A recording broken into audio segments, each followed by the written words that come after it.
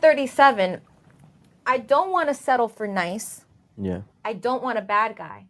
I want a good man. Mm-hmm. Because a nice guy is not a man to me. I'm not looking for a guy. I'm looking for a man. Thank you. Get it, right? At 37. Shut up, bitch.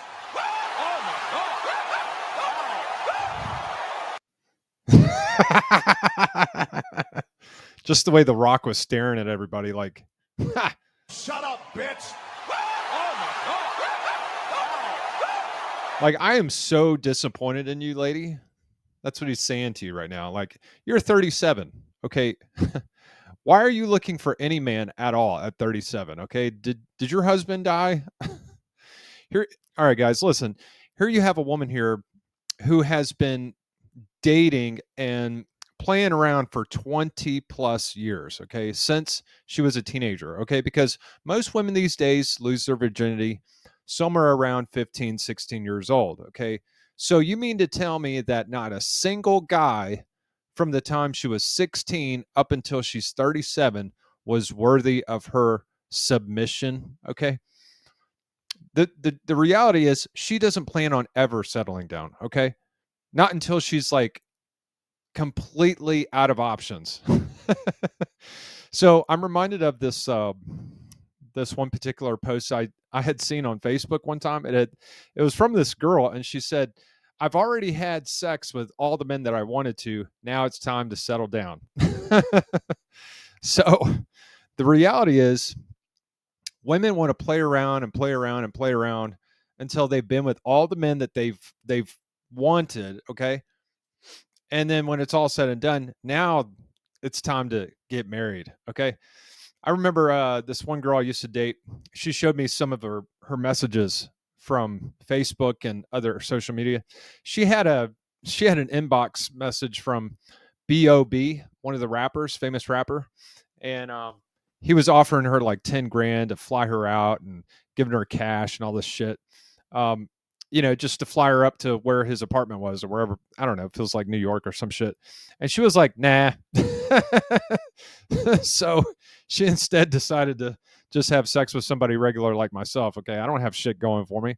But the point is that women are going to target the men that they want in their life, okay, from the time that they're teenagers up until they're dead, okay? The only reason they get married is because they ran out of options, or they're trying to like bring honor to some extent to the family.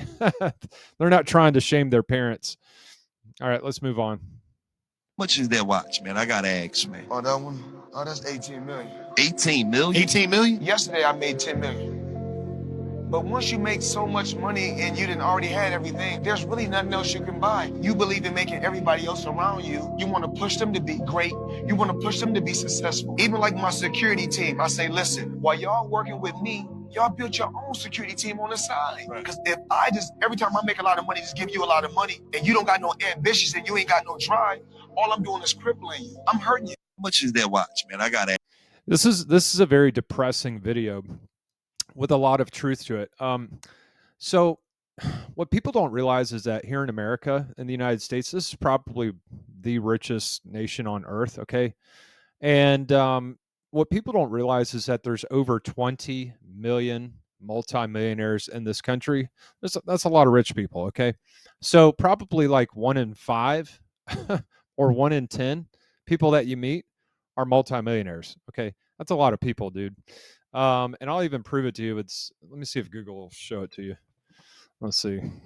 How many millionaires in the US? Yep. Just like I said, there's about 22 million millionaires in the United States. So if there's 10%, or let's just be gracious and say it's 8% or 7%, 7% of the United States. That's a lot of people, man. That's a lot of people with a lot of money, okay? And once you reach a certain level, all right, money just becomes a number. Or in the words of someone that I've heard before, they said, it's just another way of keeping score.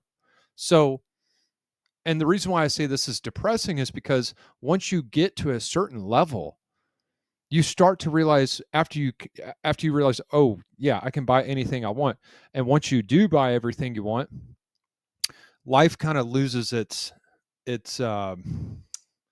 panaz. I don't know. It's flash. It's fun. Okay. It loses its glamour and glitz after a minute. After you've already done everything. You've been there, done that. Okay. And in the words of Floyd Merriweather, he's like, there's only so much stuff you can buy before it's like not fun anymore. Right? So don't make life all about what you can get. Okay. Don't make life all about, I want to just get money. I just want to get rich, because just like the old saying goes, money cannot buy you happiness. Okay. The only thing that's really going to give you happiness, true happiness, and this is probably why this channel will never be popular, but it's because I'm going to give you the cold, hard truth. Okay. Real happiness is found in relationships, man. First, your relationship with God. Okay. If you have a deep connection with God and through his word, you're going to have true happiness. All right. And then the other relationships that you have with other people is also going to bring you happiness. Okay. Some people say, oh, well, it's in my wife and my kids. Well, what if your wife leaves you? What if your kids die or you lose them in divorce? What then? What will you have then? What relationships can you fall back on if you don't have that? Okay. What a lot of people do with what they find, in middle age or older, is they find that they have to rely on friendships, friends, roommates, people they meet at work or in support groups. Those are the people that matter. And you're going to find out in life sometimes, those are the people that matter the most, is your friends. So make sure you make lots of friends in life. All right, let's move on. I had a trial. The complainant was married. The accused was married. They went to a casino. He gave her money to gamble. They gambled together. They went back to a hotel. They had sex. On the way back, the husband of the complainant met them, accused her of cheating on him, and she said, I was raped. He kidnapped me. He was forcing me to do everything. It was awful. And guess what? Her husband took her back, and we went to trial. So we got several hours of footage from the casino. So this complainant asked to testify behind a screen. So I denied it. A police officer who was in charge testified and said, no, she's very scared. This will allow for her to tell the truth. And I asked one question, officer, do you believe the complainant? Absolutely, I do. Have you ever met a complainant you never believed? No, I haven't. Do you believe in any way, shape, or form that testifying behind a screen will help the complainant lie? No, that's absolutely not true, Mr. Newberger. So then the officer sat beside me. There were video of the complainant with my client at the poker table kissing him, stroking his neck. As he won a pot of money, he gave her a $1,000. They're going to the cash out room, just kissing him and touching him and stroking him. And I went by, sir, was this you hating it? Was this you not wanting to go near him? She was dead. And I remember turning to the officer during my cross-examination. Well, you've met an innocent accused now, officer. They withdrew. That's a rape myth, that a woman would make up a lie to cover her tracks for cheating. Number one reason the people who admit they lied have said that they lied about it was for an alibi for one reason. It could be because they got caught cheating, or it could be because they failed an exam, or a bunch of other things. But alibi is number one reason. Cheers. That's so shitty. Cheers, guys. Cheers. That is so shitty, man. This is like one of the top reasons why you should just have very minimal amounts of women in your life. I mean, this is why monogamy is pushed so much from, some like people like myself. I push for monogamy. I don't think you should date multiple people. I think it's dangerous. I think it's careless. It's extremely bad. And this is part of the reason why, because you meet too many women and you could potentially meet the wrong one, and she does some shit like this, like accusing you of rape that you never did. And yet here she is being the hoe, collecting $1,000 from this guy. He's giving her money. I had a trial. Because he's trying to get laid. He's going to pay her for her time. And she ends up doing whatever with him. And then when she gets caught, she tells her husband, oh, no, that's not what happened. I got raped. Like, not giving a shit that this accusation is going to absolutely ruin his life. It's like, really, lady, you could have just told your husband the truth. And I'm pretty sure 9 times out of 10, your husband's not going to leave. Okay. What women don't realize is that, or maybe they do realize this, and they probably use it to their advantage to manipulate and do whatever the hell they want. But like 9 times out of 10, I would even venture to say 10 times out of 10, husbands will always forgive their wives, no matter how awful they are, no matter what they do, no matter how much of a hoe bag they are. They will always forgive their wives. It's not ever reciprocated though. Like, let's say you're a guy and you go out and you have a harmless conversation over coffee with a coworker, right? Your wife is going to accuse you of cheating, even though it's technically not real cheating. Okay, in my opinion, cheating is just like full physical contact. Okay, sex and intercourse. Okay, if that didn't happen, it's not technically cheating. So, but what women will do is they will be like, "Oh, you cheated by looking at some girl's picture on Facebook and liking it." Okay, even though you don't have a snowball's chance in hell of ever having sex with that woman in real life. Okay, versus them. Okay, they may not be liking someone's picture. Okay, but they're constantly getting messages in their inbox from other dudes that they could have at any given time, and they do, like when you're not looking. It's really pathetic. So they want you to forgive them, but they cannot even imagine or think about forgiving you. Isn't that jacked up? In my opinion, that's just terrible. So I think women should be a bit more forgiving. And if you're a woman watching this, you should forgive your husband, okay?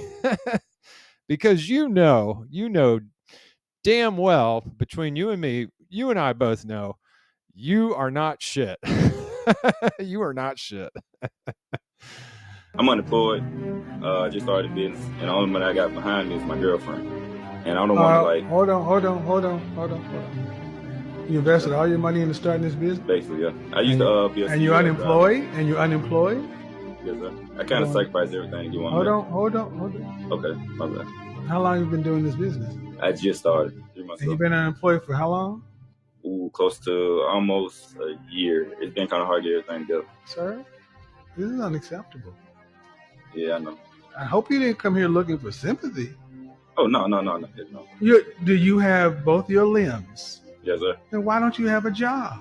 You've used words like invest in business. You're unemployed living off your girlfriend.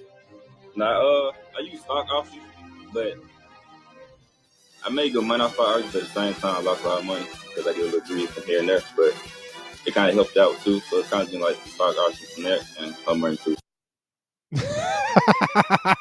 I'm unemployed.